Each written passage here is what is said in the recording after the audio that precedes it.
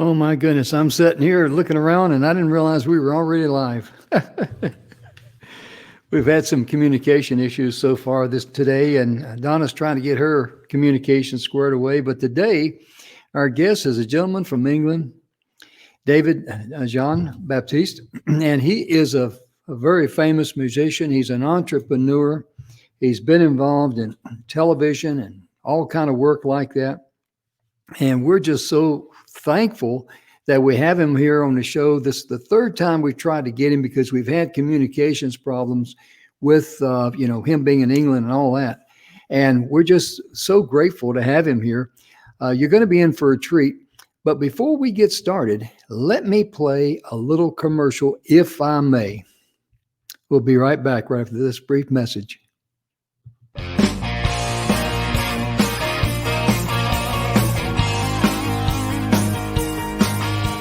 Hi, and welcome to the Messages of Inspiration and Hope show that's proudly sponsored by the 6-Minute Webinar.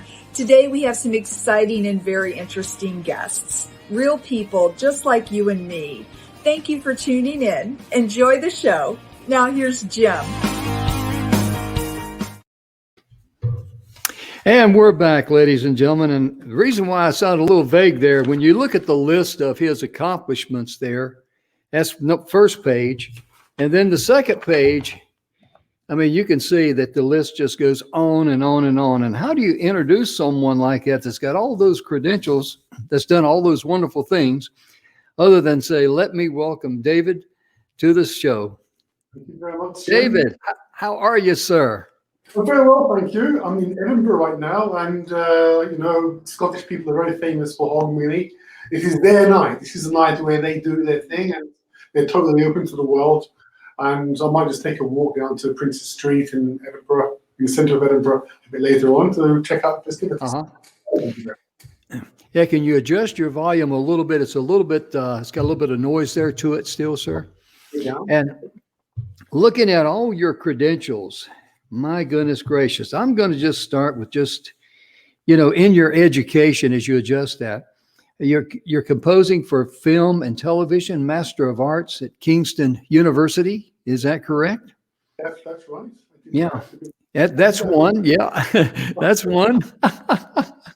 And your investment mastery graduate, photo reading certification, the Learning Strategies Corporation, NLP training at Brander McKenna Breen. McKenna Breen, yes. And that's just his education right there. And we got albums, we got books going to talk about, and the music, some of the impactful festivals and venues that you performed at. The Royal Festival Hall, the Queen Elizabeth Hall. I mean, it'd probably be a shorter list, David, if you just put down the places that you hadn't performed at yet. Well, yeah. Well, it's just the way it goes. It's like when you grow up into the music scene in London, as a kid, you always get opportunities from very young to play in these big halls. Like when I was like 13 years old, I had opportunities to play the Queen Elizabeth Hall and the Royal Festival Hall and the hotel room quite regularly with various orchestras and that just continued into adult life, really. Oh, yeah, sure. Could you adjust your camera a little bit? You're a little bit low there. Just tilt it towards your camera. Yeah, if you can, or just tilt it towards or put a pillow under your seat. There you go. Yeah, that's better. Okay. That's good. Yeah, that's good. I tell you, I'm going to give you. I'm trying to bring the chair forward a bit. Maybe. Yeah. I know that Donna's supposed to be with us today, Donna Guinois, and we tried to get on, and she had a problem with her reception, and it just couldn't hear us or whatever. So we've had a little bit of glitches here. Maybe it's our way of saying goodbye to 2020. Yes, I mean it's been one of those years, isn't it? 2020. I mean the number 20 has always worked wonders for me in my life. So. Yeah, it always has done. Like I've always kind of got things done in 20. Like I always, for years and years, had a system of brainstorming where I'll make 20 points in a day. And I'll do that every day for like months and months and months and months. And it was always 20. And I'm sticking to that system. I managed to achieve many things and got many things done. So I'm very familiar with the number 20 and it's always worked wonders for me, 20. So I'm very surprised that it was such a crap year for most people because at the beginning of the year, I thought it was going to be a magical year. Did you set any New Year's resolutions? Do you ever do that for like the new year coming up, or you just go with the flow? Well, I've got my resolution is, I guess, I want to, I would say I want to make I want to do 3 more albums that are better than anything I've done so far. And then after that, I want to be able to concentrate on the lives on the careers of other people. If I can make 3 more albums and put everything into these albums and make them as excellent and as perfect and as wonderful as I possibly can, then I would like to, after this time, to be able to concentrate on helping other people, careers of young musicians for a record company. Absolutely. That's a wonderful, wonderful thing there. And when we talk about the albums as a leader, you listed here, Flow Time, GWOKA. Walker. Okay. Walker. Okay. That was my last jazz album, actually. Yeah. And also A Beautiful Intention. Yes. Clarinet Therapy. Tell me about Clarinet Therapy. Clarinet Therapy is a very interesting album because it's a solo clarinet album. Like, not just B-flat clarinet. I'm playing quite a bit of contrabass clarinet and a lot of bass clarinets and some C clarinet and also some B-flat clarinet. It's a solo clarinet album where I'm playing a mixture of some classical music, some solo Bach, a little bit of Paganini, and playing some Latin music and playing things like Tico Tico from Tito Puente, and sorry, I'm not talking about, that's not from Tico Puente. I played Rankin Can from Tito Puente and Tico Tico, for example, which is like, I'm not too sure who Tico Tico, but it's I think it's a Brazilian kind of like almost like a folk song. So that was a very interesting album, and I did like this very long contrabass clarinet improvisation for 26 minutes that people talk a lot about, which is, you have all this really kind of like small, petite, neat pieces, and then suddenly you have this really long improvisation that goes on for 26 minutes. Which, whoa, fireworks outside. You can hear it. Started already in Edinburgh. Okay. Yeah. Now, I tell you, you're in what part of the UK?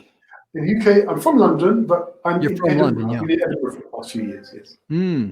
Which is a nice Absolutely. city. The sea and nice architecture and stuff. Yeah. But Also, I like the balance between London and Edinburgh. That's a nice balance. Yeah. Also, albums as a leader, East to South, Quiet Mind, Sketches to Classicism. Yeah. Classicism. Lazy Gangsters, huh?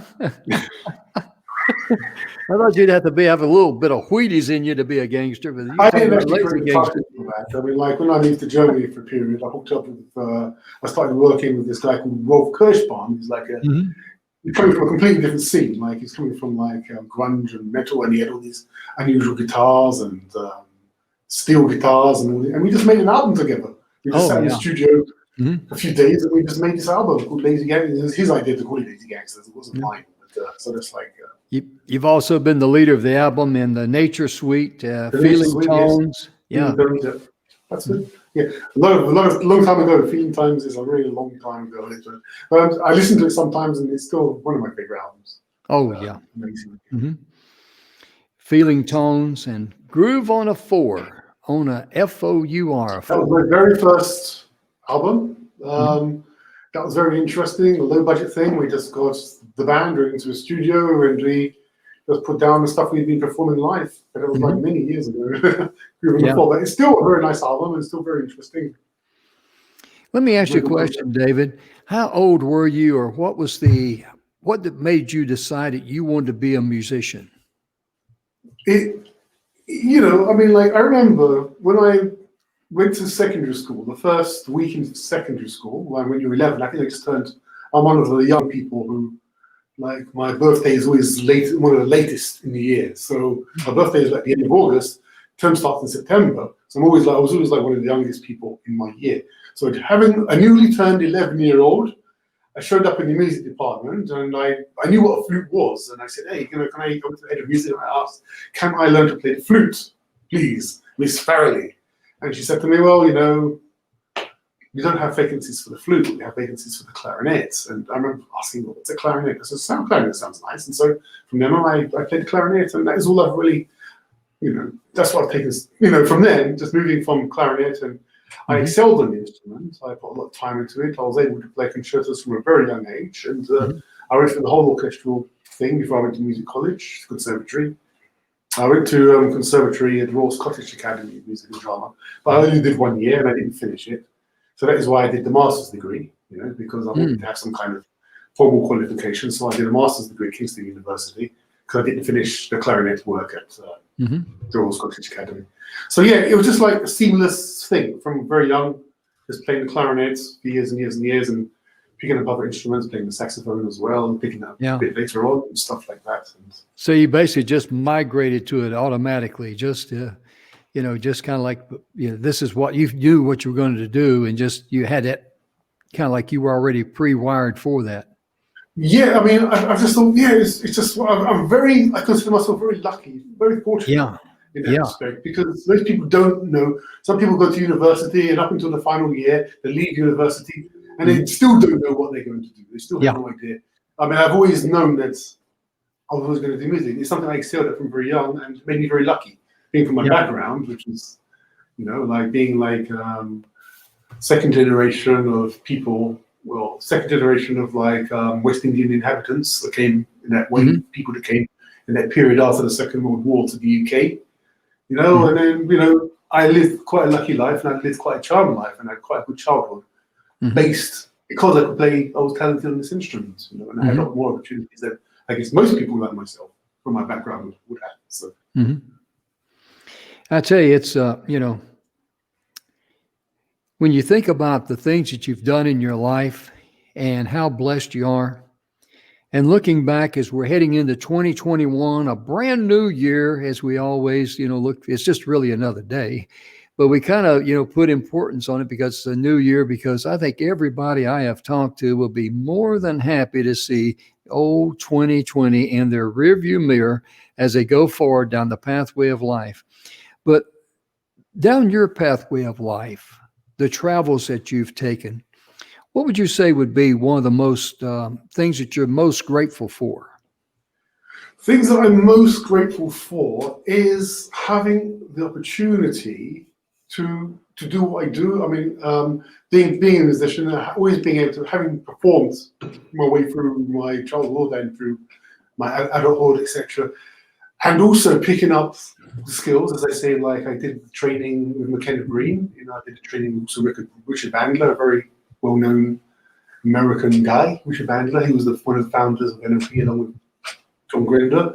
So I picked that skill up many years ago. I picked that skill up in my mid to late 20s, and I kind of like left it on simmer for a long time. And I started working on my consulting probably about 10 years ago. Like as in terms of, well, is that quite correct? About 10 years ago, I started writing books and on various things that interested me and developing the various different contexts. It's almost like all this information and knowledge that I learned with Richard Bandler and Paul McKenna, it was like on simmer, and it was in my system. It's taken my system for over 20 years. And suddenly it started to kind of like, just somehow come into my consciousness. And so I would call myself a consulting musician because I have the skill for change. Like I have this kind of a diet where somebody can come to your concert. Somebody can come to a concert of yours and they can, could have had a hard day. They could have had an argument with their husband or whatever it is. They come to your concert, they listen to your music, and they leave in a very good mood. They leave almost like the weight of their lives and the troubles of life they've left at the doorway of the club or the festival, whatever it is.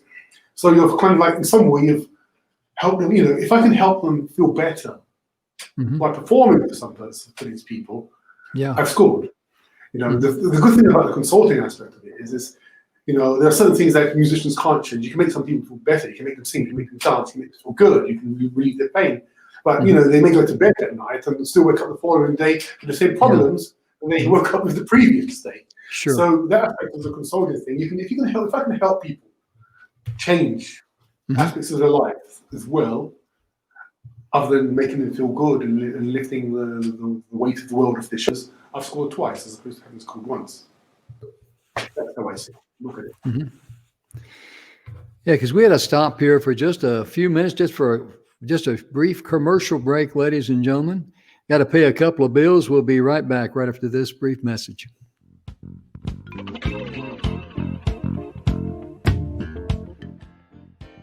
A whole new level of clarity. That's what I received when I implemented the 6-minute webinar. Look, there's no shortage of things that you could be doing to grow your business, to grow your audience, to get your message out there. It's quite dizzying. However, when you get the perfect message in front of the right people, it has an amazing ability to get those folks into action. And so much that is out there distracts us from getting back to that message and finding that right person. With a 6-minute webinar, you can absolutely do that. Hi, my name is Dustin Matthews. I recently implemented the 6-minute webinar in my business and have seen amazing results, and I've gotten a whole new level of clarity. I highly, highly recommend you implement it in your business.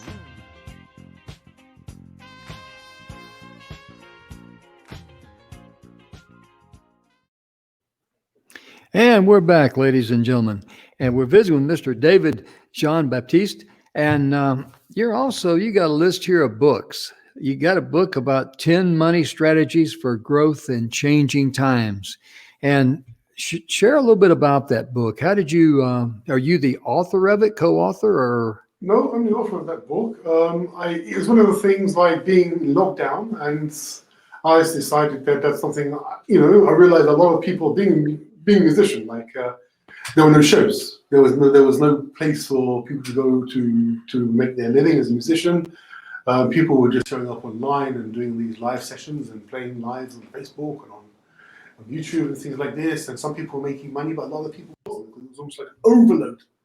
So I had to think, well, okay, yes, you have all this, there is a problem. There are people are really, really raking it in, having changed their kind of lifestyle and no longer working at home, and some people were really taking advantage of the situation of making new connections with people on Zoom calls and doing great business. But musicians were really beginning to suffer because all musicians, the entertainment industries, actors, dancers, musicians, places where people that have to go out and make their living in front of people, they had no money anymore. So I had to think, well, okay, you have some skills, David. You've studied, you work in the stock market, about, you have a hands-free solution, some strategies, property strategy, cryptocurrencies. Why not put all the things a lot about mindset, consulting? How about putting all these things together in a little book, 10 money strategies for growth in changing times? But in these changing times,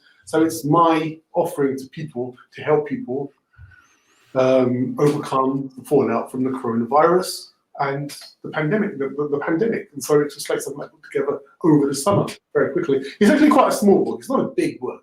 It's only about 74 pages or something like that. It's on Amazon now. It's available at the minute. And I did it basically to help people who are looking for ideas to overcome the problems over the pandemic. And you also wrote a book, The Scales and Harmony System for Clarinets, Saxophones, and Flutes. And when you talk about the scales and the harmony system, explain the harmony system, what you mean by that, please. Okay, the core of that particular book comes from my very first clarinet teacher. And he was a bit more of a clarinet teacher. His name was Bunny Gould. And he's the reason why I'm not a teacher, because he was such a good teacher. His heart was there, and every Monday I would go to school and he'll be there for the whole day, throughout my whole school life. And I learned a lot from him. And he had this system, and he was known as pretty much one of the best doublers in the business. He would play in the West End shows, he would play clarinets, he'd be playing saxophones, he'd be playing bassoon, he'd be playing a little bit of oboe, he'd be playing flutes, and he applied this very simple scale system that he kind of devised to all these instruments. And he became, he wasn't really a jazz player, but he was an excellent reader, and he was a very, very good multi-instrumentalist. I mean, in terms of the scale system, he would go from major, then he would break the major scale up and down, then he'd go into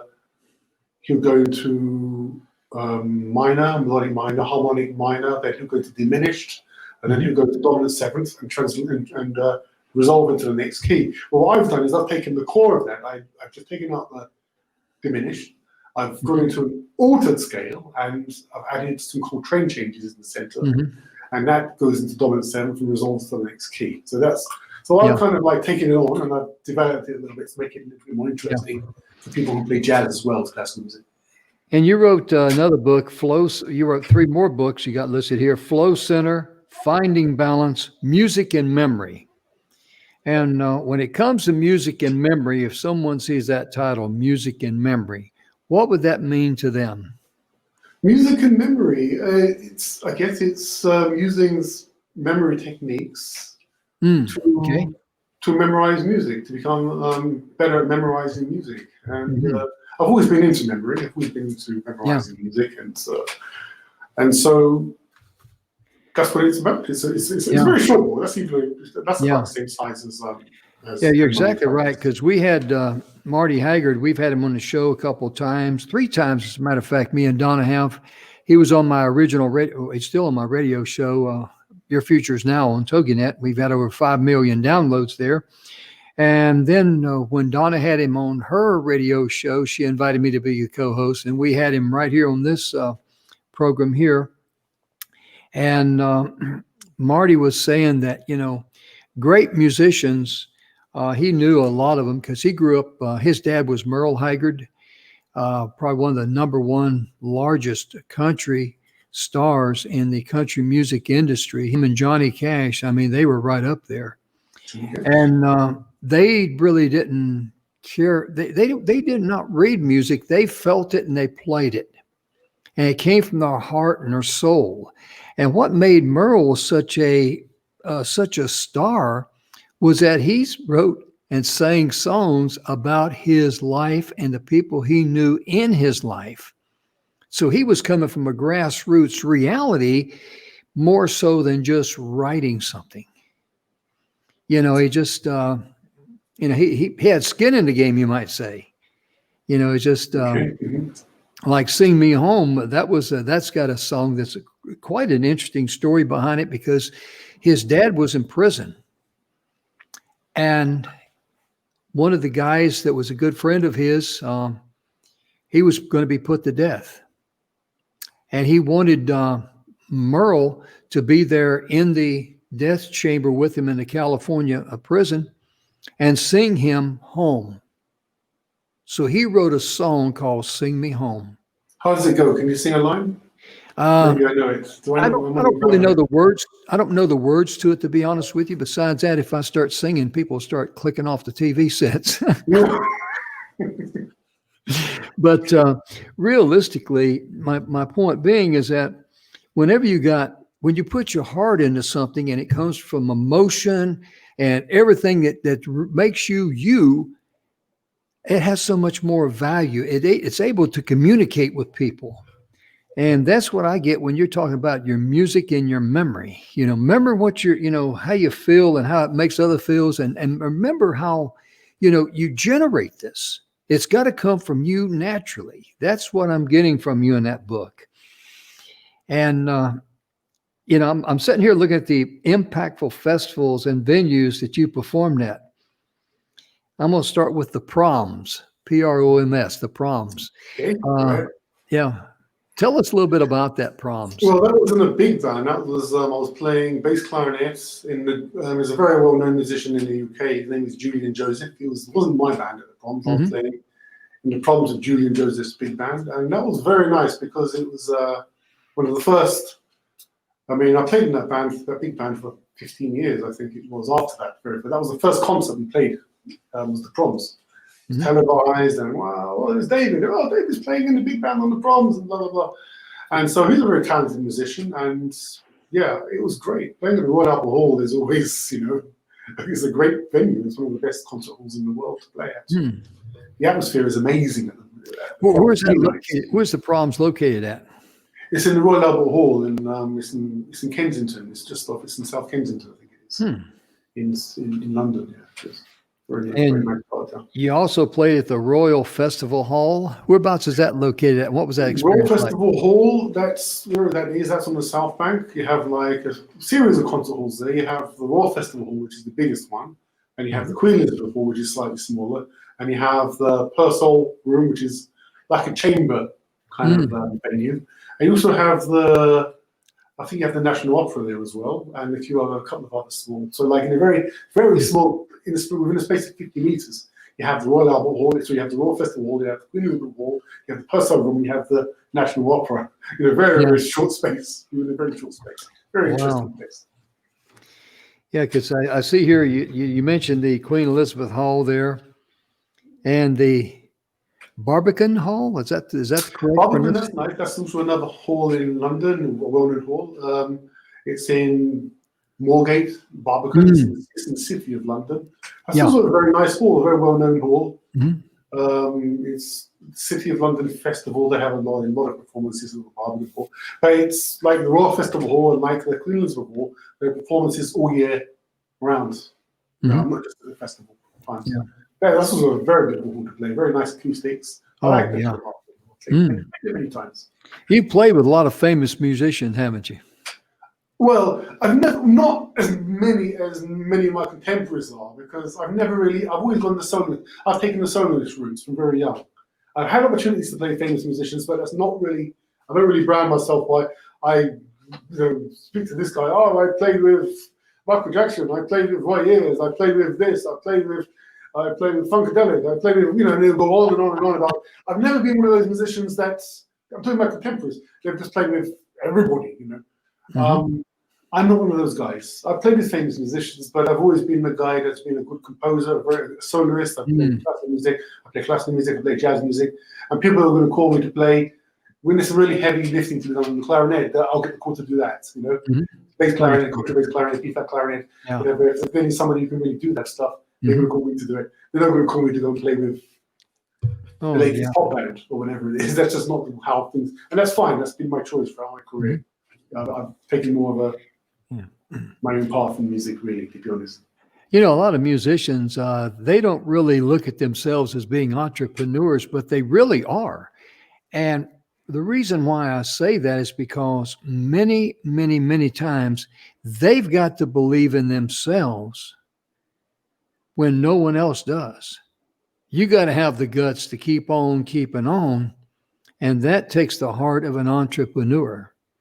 And that being said, what is one of the biggest hurdles in your life in pursuing your dream and being able to play in all these different halls and things and accomplish what you've done? What's been maybe one or two of the biggest hurdles in your life that was a challenge for you that really tested you to see what kind of metal you're made out of? Well, there was one. I'll speak of two. I'll offer a couple.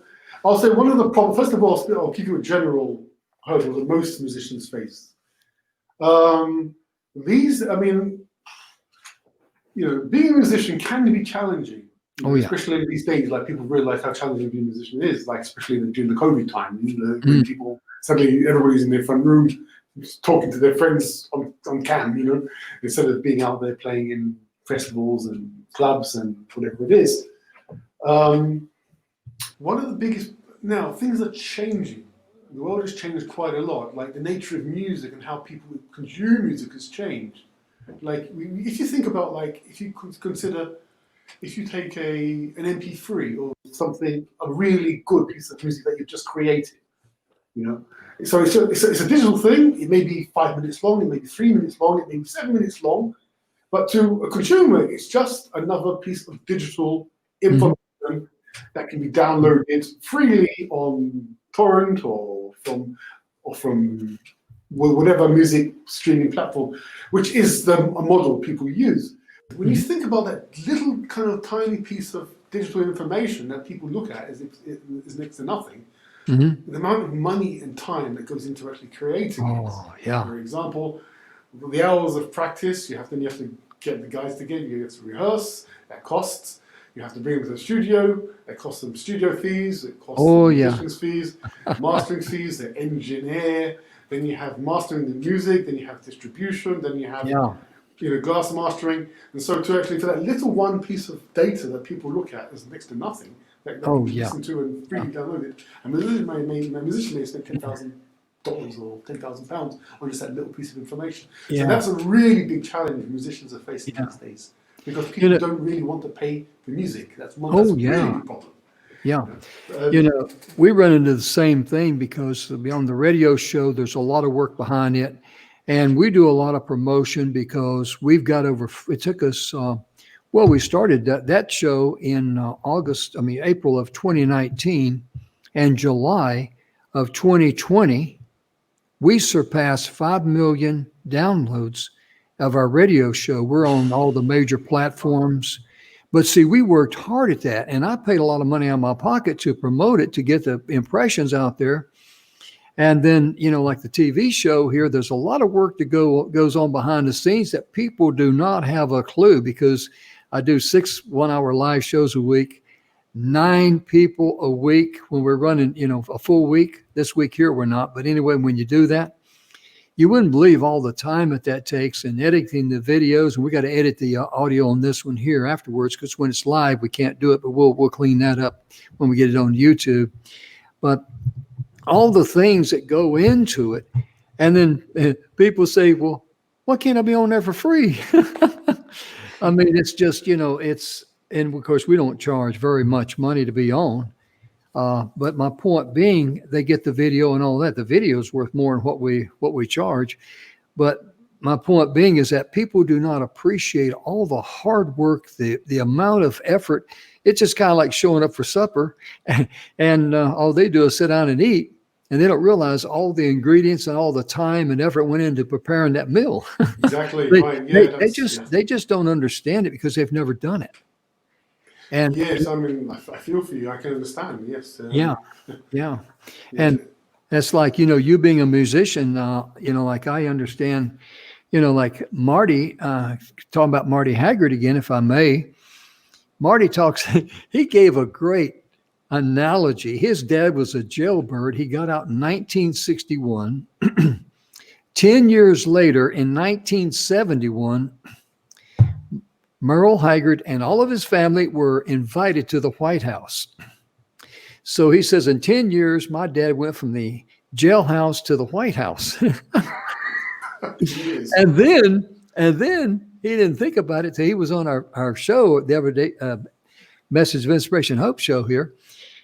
He says, come to think about it now, he says, some of the astronauts that were going up to the moon, they wanted some of Dad's music.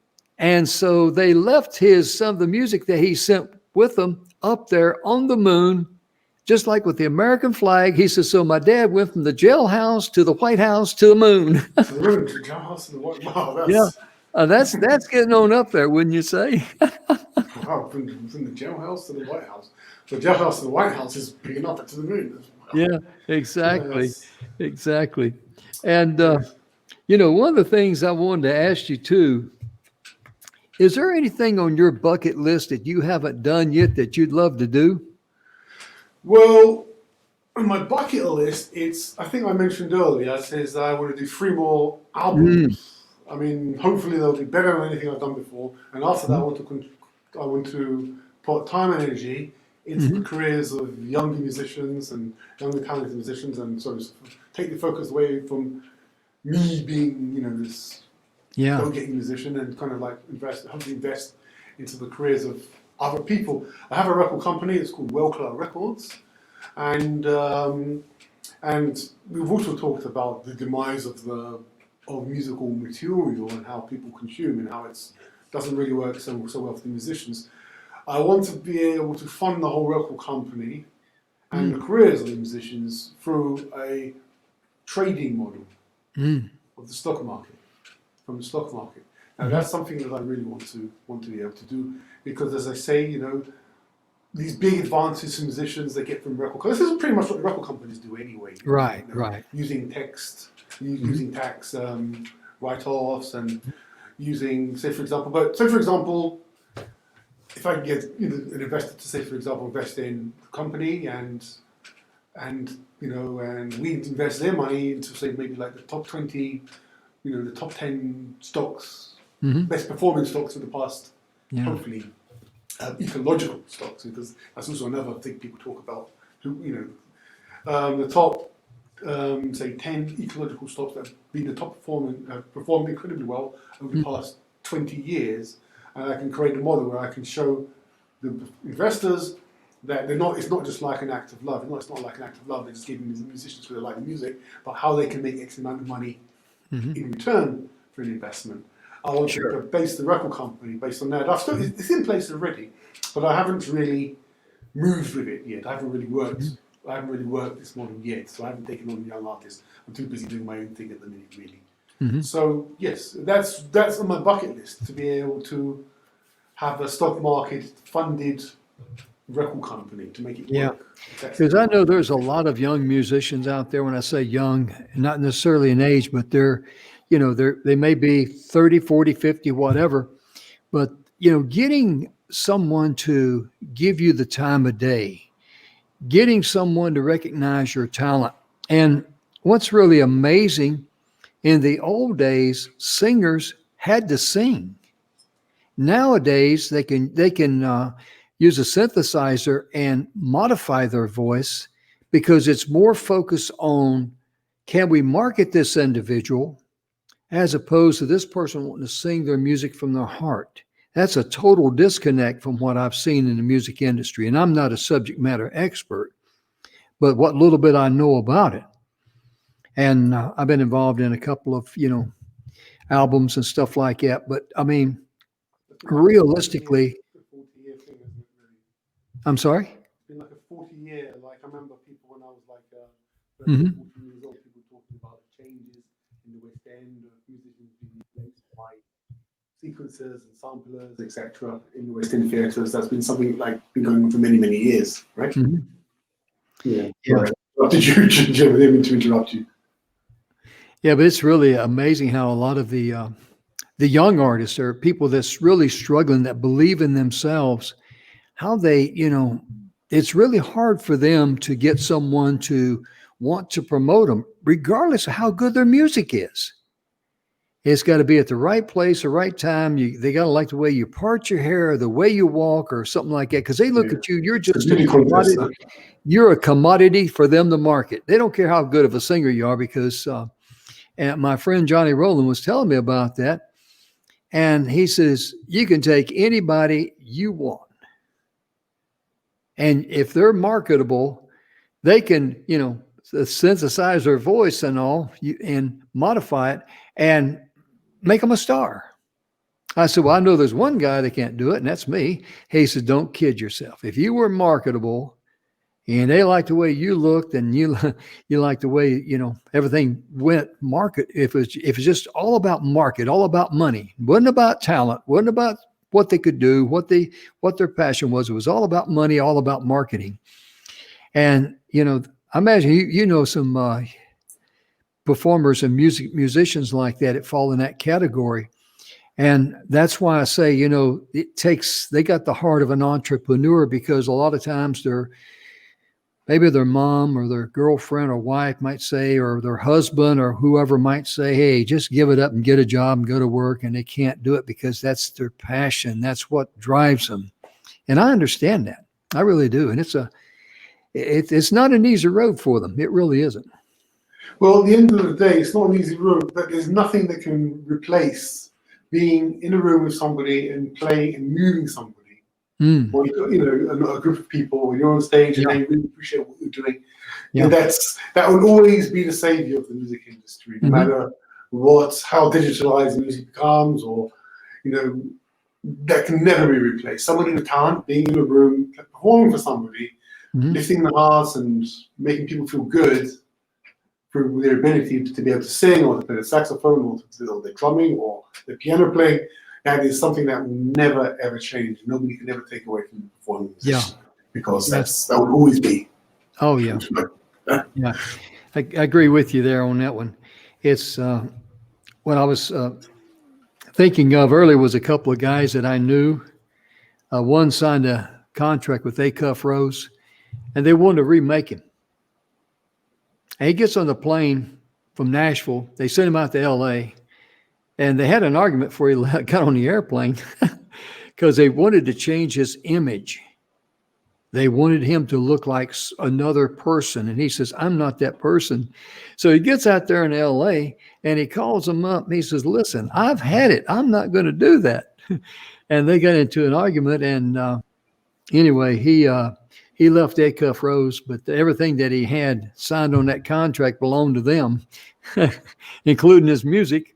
And that's what I was referring to. It's that's one incident. That may be a rare incident. I don't know, because I'm not a subject matter expert, to be honest with you, but it happened. It happened to a very good friend of mine. So yeah, it can those kind of things can snake bite you, And Well, yeah, I could go into stories like that. yeah. Because because it's just the one. I can go into stories of things that go. I don't know what it is. Sometimes people become jealous of musicians. Yeah. There's this jealousy, like. Yeah. I mean, a guy can have all the money in the world, and he's going to be jealous by the guy that plays the double bass in the local pub. Yeah. Maybe just because his heart is free and he's expressing himself, and he's happy doing what he's doing. I'm not saying I'm into making money as well. As I say, I want to. This whole company thing is something that I'm very serious about, and having as I said, it's true. I'm a graduate of investment mastery. I put a lot of time, spent a lot of time with these people, and but I'm very into money as well, myself. But there's nothing replacing somebody who can. Oh yeah. I was going to ask you. You showed the clarinet there a couple of times. How many clarinets do you own? Because I know musicians, guitarists, they have 2 or 3, maybe 4 guitars or 5. And how many clarinets do you own?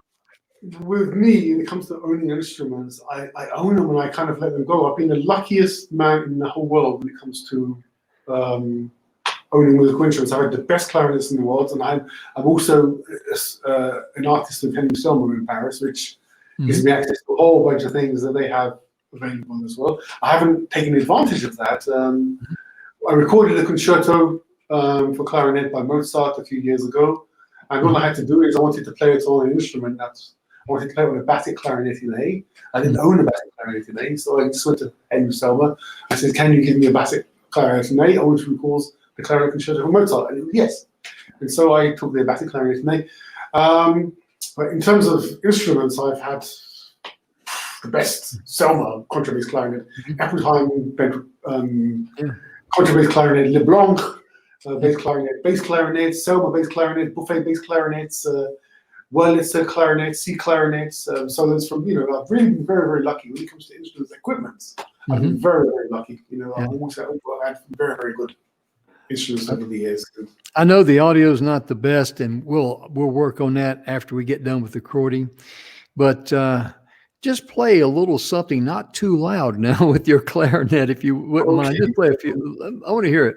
Do you want to play I'll play something happy, shall I? I'll play something from the American tradition. Just about. I'll play the melody. About, 5 or 10 minutes would be good enough.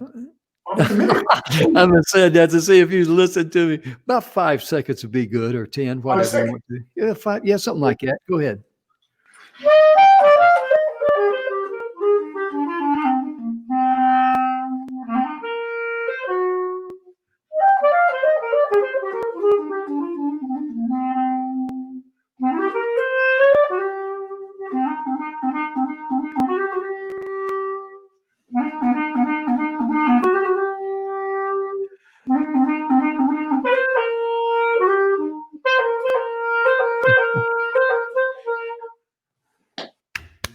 Good deal.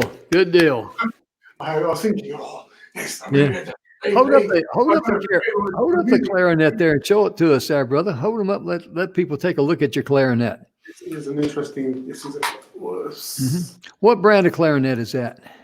I'm going to be careful because it's a Selmer, and it's a little bit customized. Oh, okay. I get you. I see it. Yeah. I'm still under contract with Henry Selmer. So. Yeah. Okay. I don't want to put you in but people can get in touch with you at. Let me put your email address up there. Is that the best email for them to get in touch with you at, David? People can contact me at claritique@gmail.com. Yes, that's good. Okay. And your website I put up there on the ticker. I've been FT social media. Probably a better one would be ftsocialmedia.com. FTD.socialmedia.com. Worldclasstrading.com. I haven't been using that one of late. There is content there. I'm not entirely sure what content is there at the moment, but FT Social Media is a good website. Yeah, I'm going to go to your website right now and pick it up as quick as I can for everyone. Let's see if here you go. Let's see. I know you got the website on there. Let's see. You got a bunch of them there. ftsocialmedia.com. Okay. Let me get that one there, and I'll copy that, and I'll put it right on there. So we'll only take just a couple of seconds here once I take off that big, long tagline there that Facebook likes to add, and so they can get credit for it. You looked at trading.com and you decided you liked it better. But yeah, they work the same. David, they work the same. They work the same, because anytime that you click on something, it's on Facebook, and it goes to a .com or whatever I'm trying to type here, overlook this mic and all that. It will also, after the .com, there'll be a question mark and FB, ID or something, and then a big long tagline back there. That's how Facebook takes credit for that material being on Facebook. They kind of like say, well, we created it. No, you didn't. It was on your site, and it was part of your site. So they take it, they take advantage of that and take credit for it, really. And let me do this right here, right quickly, and get your approval. Make sure I got that right. And let's see here. Here we go. I'm going to lock and load it right now. Paste it. There we go. Move that out like this. And scroll across the bottom. Save it. And let's see here. How does that look, David? Is that the correct website? Yeah, that looks fine. Okay, good deal. Because I went directly to the website and I copied it and I pasted it. So therefore, I would not make a typo or anything like that. But let's see, we got about 10 minutes left. No, about 8 minutes left, excuse me. And I wanted to go over one more thing here with you, because this is something that I think crosses everyone's mind. And that is, if we could have a conversation with anyone, living or dead, either during. Put this kind of fire hat on. Oh, okay. This is the round fire. Look at the mask here. Yeah. Where's my mask? There it is. Here we go. I have to take my hat off to put this on. There you go. There you go. This is my New Year's Eve celebration. But I'll take the mask off. Yeah. There's going to be someone out there thinking, Jim just asked him, living or dead, who would he like to have a conversation with? Wait a minute, put on my flaming hat and my goggles. Well, living or dead, let me think about this. Mm-hmm. I mean, like, if you were to really think about, like, the problems of hunger in the world, and you're going to think, well, okay, the sensible thing to do would be to think, okay, if you could go back to Jesus, to speak to Jesus Christ and ask him, Jesus Christ, how did you manage to turn this water and these 5 loaves of bread and feed 5,000? How did you manage to do that? Because if you could find that out, if he could give you an answer and show you how to do that, apart from just being a miracle maker, if there was a way he could show you, you could end world hunger. Yeah. Right. But that is not the person I would go to speak to, because being a musician, I would want to go to speak to Mozart, because Mozart had this ability. He was one of the greatest geniuses of all time, and he had this ability. He'd wake up in the morning and suddenly he would have a whole opera in his head, or a concerto or a symphony in his head, and he just had to write it down. Now, I would like to lovingly interrogate Mozart and ask him, how did you manage to do this? How is it possible that you can just, not like Beethoven, who would have you look at his scores and there are errors and he would rub things out and corrections and blah, blah, blah. Mozart had it all there. It was just there, and he just had to go, it was in his head, and he had to write it down. Now, that is the person I want to ask. Mozart, how did you do this? Mm-hmm. Is there a way that I can replicate this? Is there a way that I can integrate this into my life? Can I do this? And how do you manage to have a whole piece of, a whole symphony in your head when you wake up in the morning. This is definitely something I would like to be able to do. I was taking a look here at, you do a lot of work in consulting, and you've also done some endorsements, haven't you? Yes, I've over the years I've been endorsed Henry Summer Paris, and I've been endorsed by Didario. They're very well known for their guitar stuff, but I was endorsed to Tiger Woodwinds. I was endorsed by them, and that was really a magical time. I was endorsed by them for 6 years. That came to an end about a year and a half ago, or something like that. Just being anywhere in the world, and we have to order reeds, whether they're saxophone reeds or clarinet reeds. That was a real plus. That was something. Yeah. Now I hate having to pay for reeds. Now I possibly may have another endorser for my reeds, but we're keeping it kind of like a little bit, keeping it quiet at the minute. We can see how it goes over the period of pandemic, and maybe after the pandemic, maybe I'll be endorsed by them as well. But yes, they're the two main companies I've been endorsed by. Also, too, in the world of music and popular music, I guess you've worked with Van Morrison. Is that right? Or you? I worked with Van Morrison. Yes, it was a long time ago. As I say, I'm not the guy that plays all the pop vibe. When you get into that scene, guys get into that scene, and they just move from one band to another for years and years and years. With one band, I played with Van Morrison, believe it or not. We toured. I was playing with a band called the Funk Ambassadors, and the leader of that band, who's actually an American guy, who used to play with James Brown's band, trumpet player. He was actually in the Van Morrison band, and he brought Van Morrison on the road with us.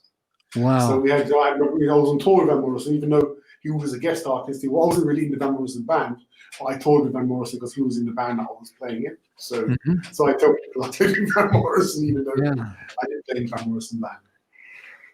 Yeah, you also have listed here that you've worked with the London School of Samba. That was also very interesting as well. The London School of Samba, yes, that was something I did a long time ago as well. It was a place to play these concerts in these really big London hotels, and they used to ship these kind of dancers over from Rio de Janeiro, and these big funded by these big coffee companies, and these big parties that go on to 7 o'clock in the morning, and like drumming troops, and a big horn section, a big wind section, not wind sections, trumpets, trombones, saxophones, and amazing parties we used to have. I really miss playing with that group. That was pretty amazing. You said parties go to 7 o'clock in the morning. Geez, when I was in the military, young and dumb, and we drank a lot. We drank our fair. We drank our fair share, but usually about 3 o'clock in the morning, we were pretty much, down. We were down for the count. Let me put it to you like that. Military, well, that's something I've never done. I've always admired people that was in the military. There's a certain level of what's the word? That's the word I'm looking for. There's a certain kind of a unity that military people have. Even when they've left the military, people that have never been to the military, they don't have. Yeah, they'll always be members of your extended family. And I'm closer to some of my military brothers and sisters than I am my own blood relatives. Yeah, I can believe that. And it's kind of like the old saying, sometimes where you stand depends on where you've been forced to sit. It's when you got skin in the game, it means a lot to you. And how long have you been playing music? We got about 3 minutes left, but how long have you been playing music? Since I was 10 years old. I'm now 52. I don't look 52, but I'm 52. Are you 52? I'm 52 now. Wow, I didn't know that. I didn't realize that. So whatever you're doing, it must be that years. It must be that flaming hats to set that thing back on fire again, because it's trimming the years right off of you there, brother. Yes. But yeah, you look exceptionally well. And I know right now over there in the UK where you're at, it's going on 10 o'clock at night, huh? Yes, it is. Yes. And here in the United States, we're closing in on 5 o'clock, and we're just got about a minute or so left. But I just wanted to thank you for coming on our show. You were referred to us by Tamara Blankenship, a great friend. Tamara Blankenship, she's one of my co-hosts. Tamara Hunter, a great friend of mine. and she's got a show here on E360 TV, and she does a lot of work with people that suffer from cancer, any type of life-threatening disease. She was just recently had that, what was it, 36-hour marathon? That's what you were on it, weren't you? Or Yeah. you were scheduled. Yeah, I know. Yeah. And Tamara told me, says, you got to have David on the show. And I said, okay, we can do that. And, but Tamara,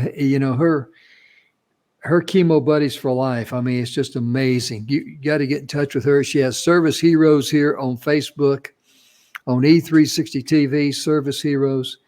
And the thing that I really like about what you said earlier and what we do is that we consistently look for ways to help one another and to bless one another and create a network where people are helping people from the heart and coming from the heart rather than trying to get into their pocketbook, And that is what I think is a worthy goal for 2021. And David, I think I know enough about you that you feel the same way. If you can help someone, you will do it in a heartbeat. Absolutely. Yeah. So, ladies and gentlemen, let me put David's website back up. I mean, his email up there again. Be sure and get in touch with him. And if you just want to talk clarinets or music or trading or whatever you want to talk to him about, he'll be glad to visit with you. He's a great guy. I'm so glad we finally got you on the show because we've had some communication problems there, technical issues. And when we finally got those ironed out, we'll get the voice leveled out there a little bit. Take care of that once we edit the show. But on behalf of all of us here behind the scenes, even though Donna couldn't be with us today because of technical issues, but Donna Gainwell will be back with us. And ladies and gentlemen, we want to wish you a very happy new year in the year 2021. And David, I'm going to let you close by saying Happy New Year to everyone. Happy New Year, everyone. Have a great year. Have a fantastic put behind the woes of 2020 and have an amazing year, everyone. You bet. David, thank you again. Have a blessed new year. Take care of yourself. We'll talk soon. I'll get you a copy of this video once we get it edited, okay? Okay, cheers. Thank you, sir. Happy New Year. We'll see you folks next time. Bye-bye.